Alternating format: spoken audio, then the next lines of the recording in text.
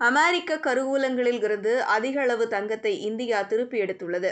2023ஆம் ஆண்டின் தொடக்கத்தில் ரிசர்வ் வங்கி தனது வெளிநாட்டு தங்கத்தை மீண்டும் நாட்டிற்குள் கொண்டு வரத் தொடங்கியது. உலகளாவிய நிகழ்வுகள், சர்வதேச அரசியல், சர்வதேச பொருளாதார சரிவு ஆகியவை வெளிநாட்டில் உள்ள இந்திய தங்கத்தின் பாதுகாப்பு குறித்த கேள்விகளை எழுப்பியதைத் தொடர்ந்தே இந்த நடவடிக்கை எடுக்கப்பட்டது.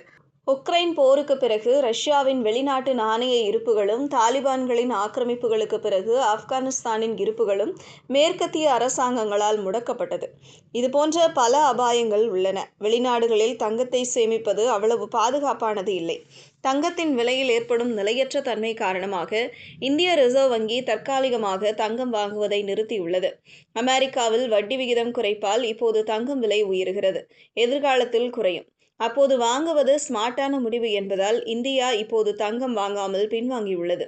உலகளாவிய மத்திய வங்கிகள் 2024ஆம் ஆண்டில் $84 பில்லியன் மதிப்புள்ள தங்கத்தை வாங்கியுள்ளன.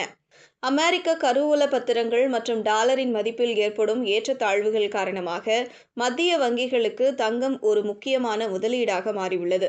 இருப்பினும் தங்கத்தின் விலை தற்போது மீண்டும் உயரத் தொடங்கியுள்ளதால் இதில் முதலீடு செய்வது சவாலாக மாறியுள்ளது.